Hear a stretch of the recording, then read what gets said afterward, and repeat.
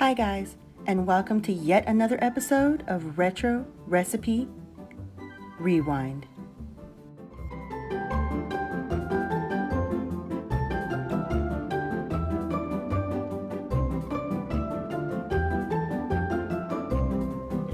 On today's episode, we're taking a trip forward to 1959 and making a meal from the What's Cooking Cookbook. Published in 1959, this book was written by a group of ladies from North Carolina and featured more than just family favorite dishes. It also gave the reader beauty tips, household hints, ads for local businesses, and even diets to follow. And now, to some history facts. The year 1959 certainly saw its share of ups and downs. The U.S. was embroiled in the Cold War. Fidel Castro had come to power in Cuba, and sadly, 3 young rock and roll stars died in a horrific plane crash. This year also saw epics such as Ben-Hur, Sleeping Beauty, A Raisin in the Sun, and The Twilight Zone grace stage and screen for the very first time. It was also the year that Busch Gardens in Florida, Little Caesars Pizza, and the Guggenheim Museum opened their doors to the public. And it was the year that Alaska and Hawaii became the 49th and 50th states. Today, we'll be making a meal from this cookbook comprised of 3 simple dishes. So grab something to take notes with and let's get started. Here are the recipes and the ingredients.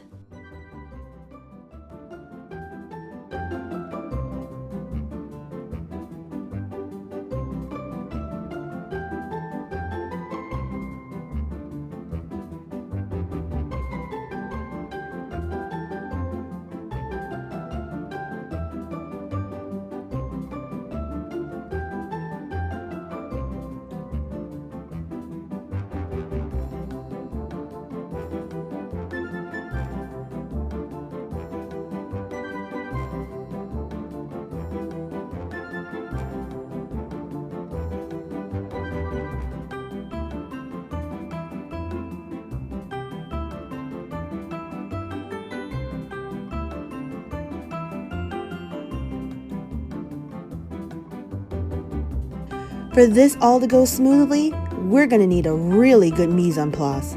Basically, get all of your stuff together before you start cooking. First step, dice your onion.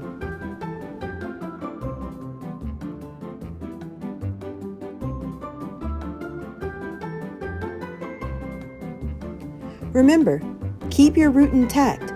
That way you can turn your onion, continue cutting, and not waste any.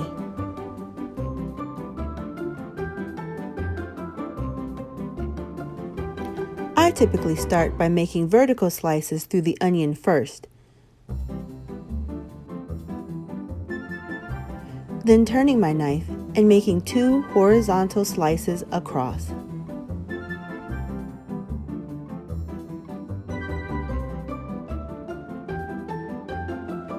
This leaves me with evenly cut diced onions.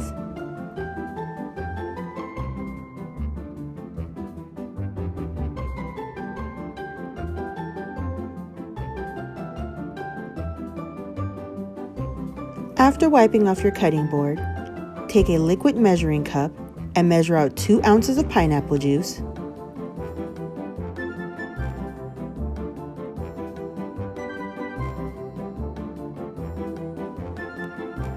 and 2 ounces of your maraschino cherry juice. Then top it off with 4 ounces of water. This should give you a full cup of liquid.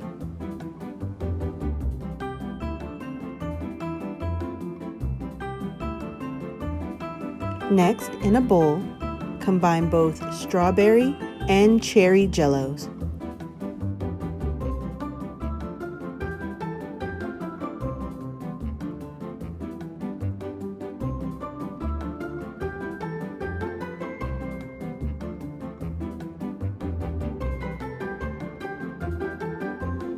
Set that aside for a moment.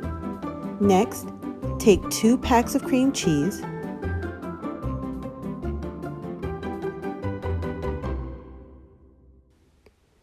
Add in your 3 eggs.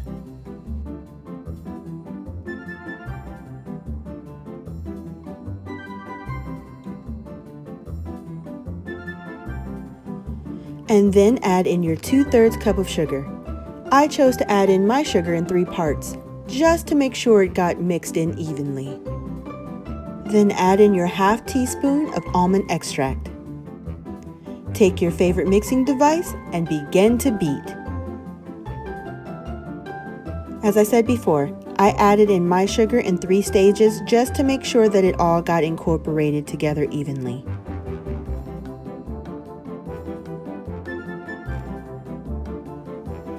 As I was mixing this all together, I could almost hear the voice of my grandmother whispering in my ear, reminding me to beat it together until it was smooth as chiffon. After your mixture is smooth and silky, you can set that aside for the time being. Now, in a small saucepan, add in your liquid of cherry juice, pineapple juice, and water. Turn it on to medium-high heat and wait till it comes to a boil.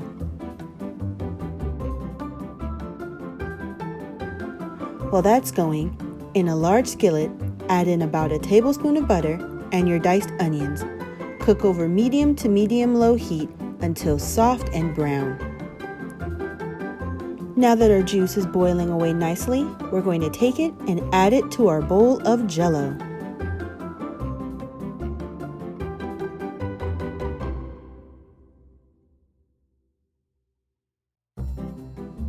Remember to whisk well until it's all dissolved.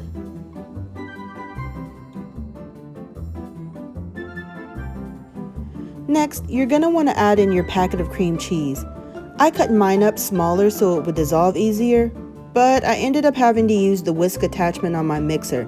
That cream cheese was not getting added without a fight. After your cream cheese battle, add in about 20 maraschino cherries,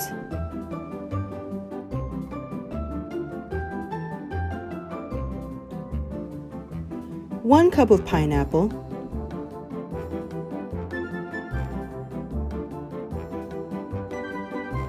and your 1/2 cup of pecans. Then, as you mix this concoction together, start questioning your life's decisions.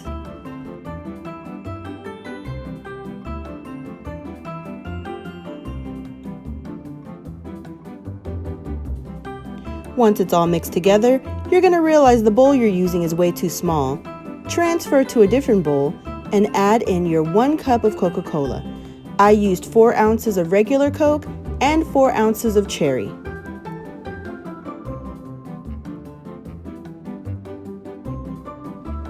Bring back your normal whisk and whisk it all together until it looks like this.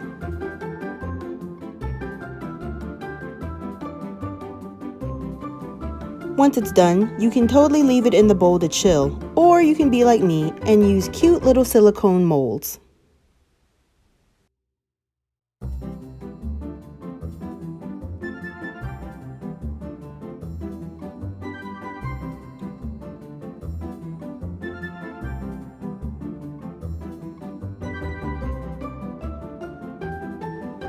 Make sure not to overfill because you will be left with a very, very messy cutting board.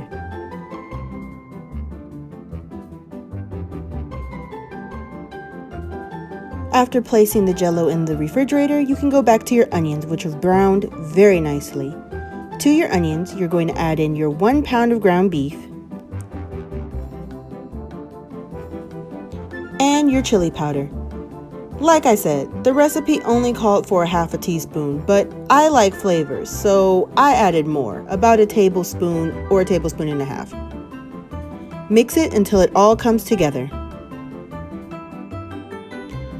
Most importantly, please do not forget to add in your pepper and your salt. Give it flavor. Make it delicious.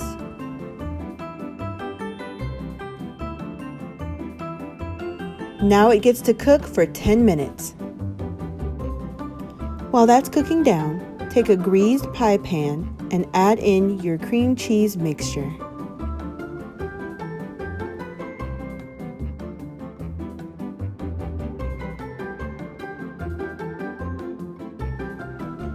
whatever you do, do not forget to scrape down the sides of the bowl.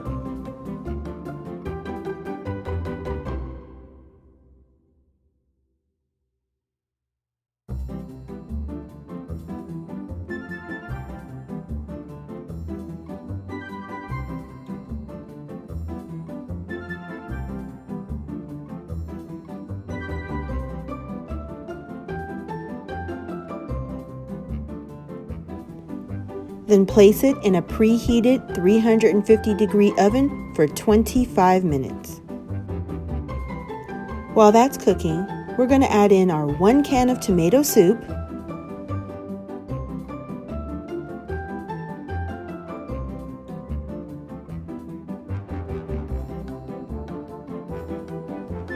and a half cup of water.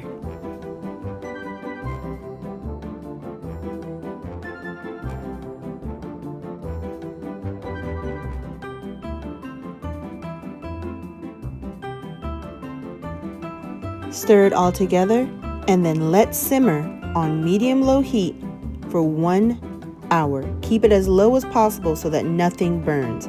Come back and stir it occasionally. In a small bowl, which you've washed out, add in 1 cup of sour cream,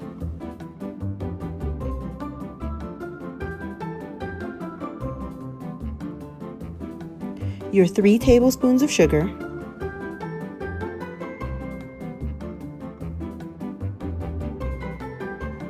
and your teaspoon of vanilla. I used a little bit more. I like vanilla. Take your whisk or the whisk attachment on your mixer and beat it together until once again it is smooth as chiffon. Once the 25 minutes of your cake are done, take it out of the oven and let it cool for an additional 20 minutes. Then take your sour cream mixture and spread it evenly over the top of the cake.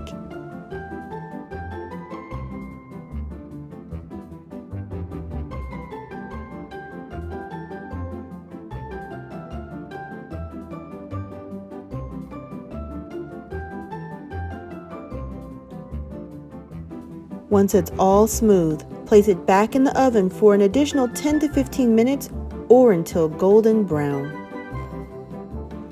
By this time, your meat and onion should be done. Place it into a casserole dish, or in my case, a square pan. Then add your cornbread mixture on top. Once your cake is finished, take it out of the oven, bump the oven temperature up to 425 degrees, and place the casserole inside. Let it cook until the cornbread on top is done. So while everything is gelling together, let's take a look at why Jell-O held such a special place in the hearts of cooks from the 50s well into the 80s. Ah, Jell-O molds. Love them or hate them, at one point you couldn't escape from them. Every party you went to had a savory or sweet version of the jiggly stuff. But why? Well, one reason had to do with socioeconomics. Refrigerators were still pretty pricey in the 50s, and gelatin needed a long refrigeration time that an icebox just couldn't achieve. So having Jell-O at your party or at your dinner table was definitely a status symbol. Second was powerful peer pressure.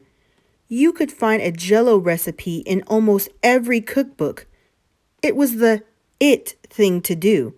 I mean, all the cool kids are doing it. Why shouldn't I?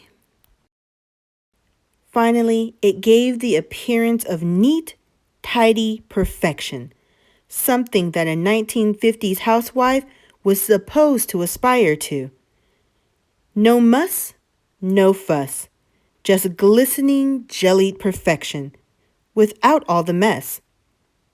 Worried about soup stains? Put it in Jell-O. Kids say food is boring? Put it in Jell-O.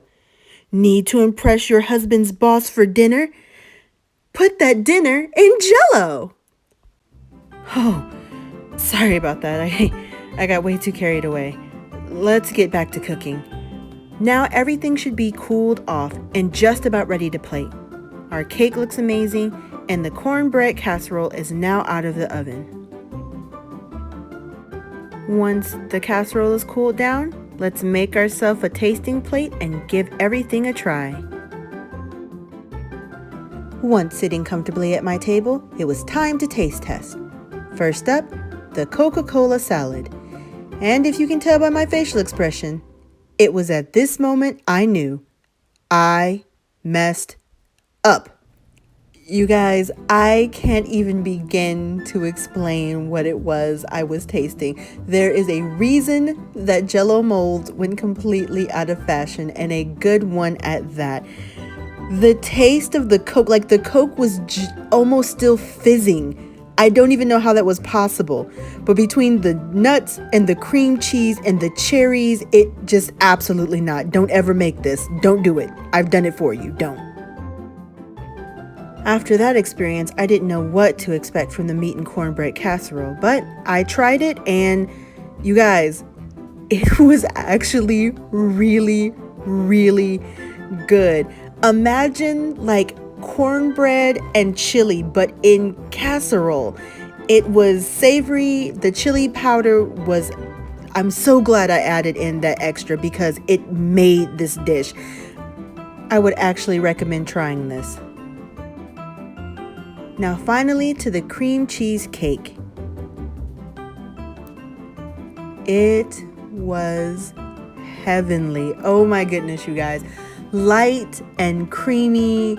The texture was amazing. I could not have been any more happier with this cake. So delicious. Add in that extra vanilla. It made it. Hi guys, thanks so much for tuning in to the second edition of Retro Recipe Rewind. Make sure to follow me on all my social media. Links will be in the description box below. Every week we'll be investigating a brand new cookbook to find out what were people really eating back in the past. On my Instagram page, I'll be doing some behind the scenes, some polls to find out what you want to see, and in the future, some giveaways. So stay tuned for all of that.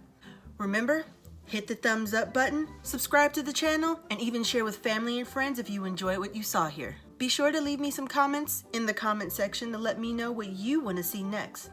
Until next time, signing off for Retro Recipe Rewind.